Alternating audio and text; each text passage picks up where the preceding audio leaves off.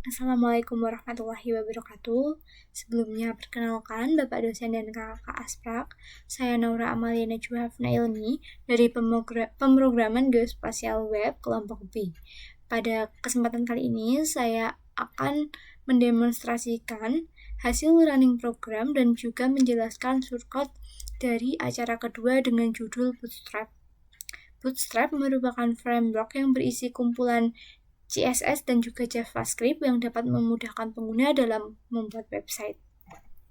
Pertama, saya telah membuat file bernama index.html pada Visual Studio Code dan mengambil kerangka utama dari introduction yang terdapat pada website Bootstrap pada bagian ini.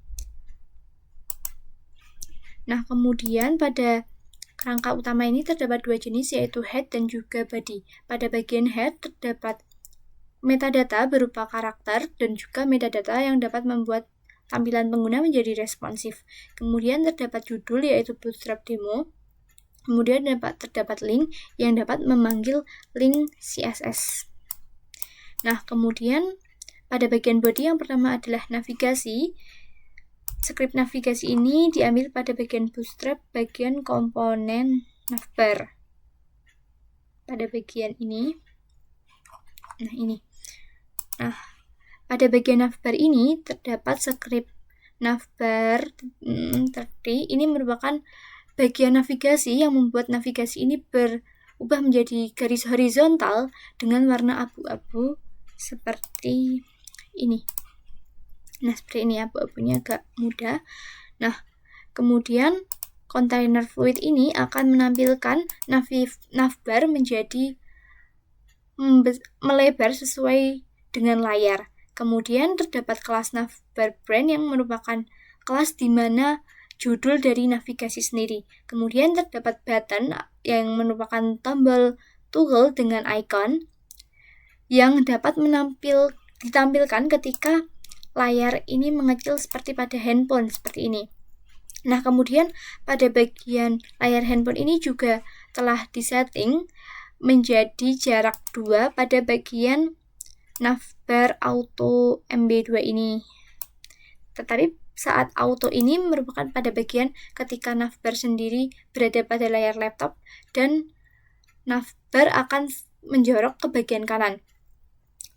Nah, kemudian pada bagian collapse ini merupakan bagian yang dapat membuat navigasi ini sesuai dengan layar. Bagian ID ini sama seperti pada bagian data BS target ketika berada pada button toggle. Nah, kemudian pada bagian navbar terdiri dari 6 kelas, yaitu deskripsi, jumlah penduduk, kecamatan, website, gambar, dan juga video, yang masing-masing telah terintegrasi dengan deskripsi di bawah. Nah, kemudian adalah bagian judul yang diatur menggunakan kelas alert yang diambil pada bagian komponen alert. Nah, pada bagian script tertulis alert sukses, yang mana ini menggambarkan bahwa judul ini diberi warna hijau. Kemudian role alert ini merupakan menandakan bahwa alert atau notifikasi ini merupakan pesan penting.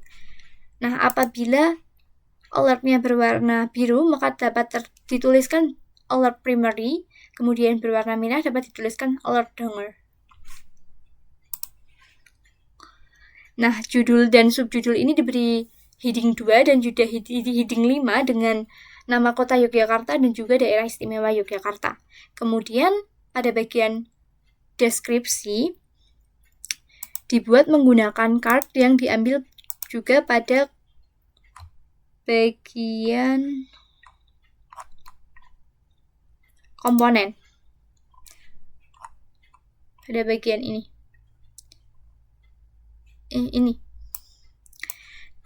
Nah, pada bagian card ini tertulis ID deskripsi. Nah, ini yang menjadikan integrasi antara navigasi dan juga bagian card ini.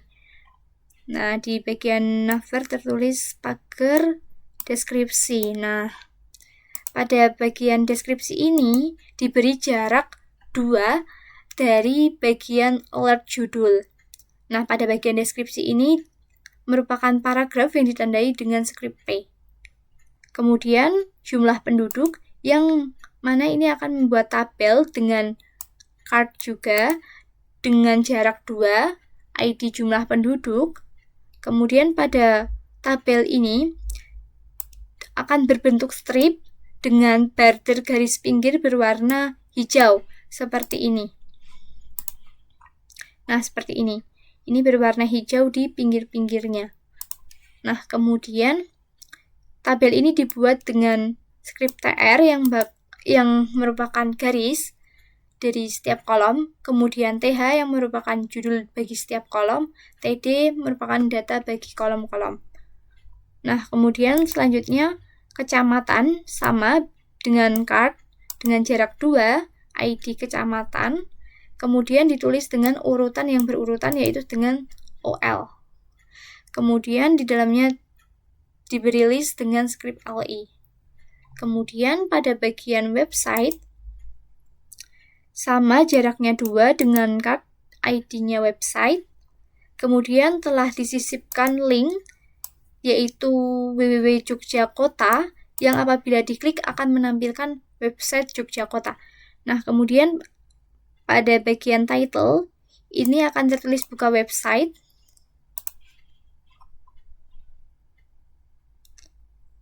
Nah, seperti ini buka website.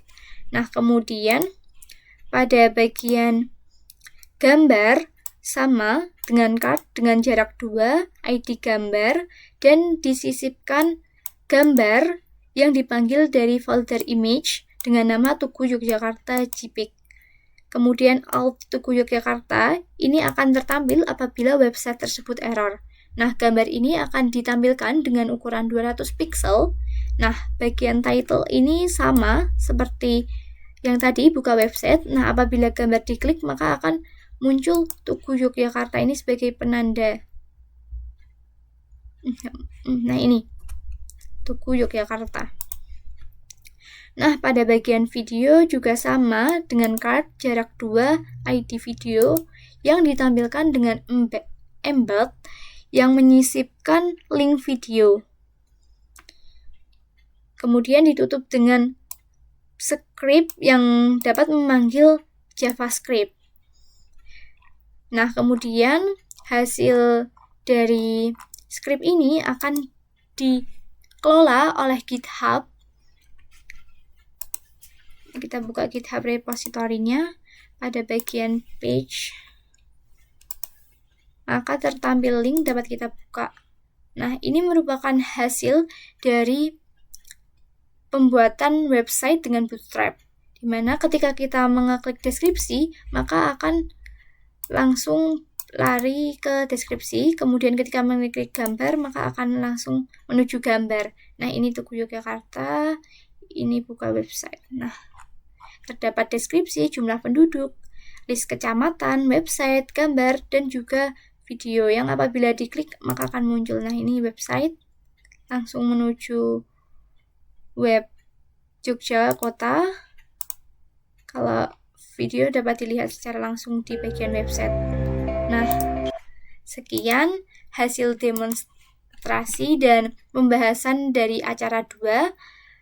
Terima kasih. Wassalamualaikum warahmatullahi wabarakatuh.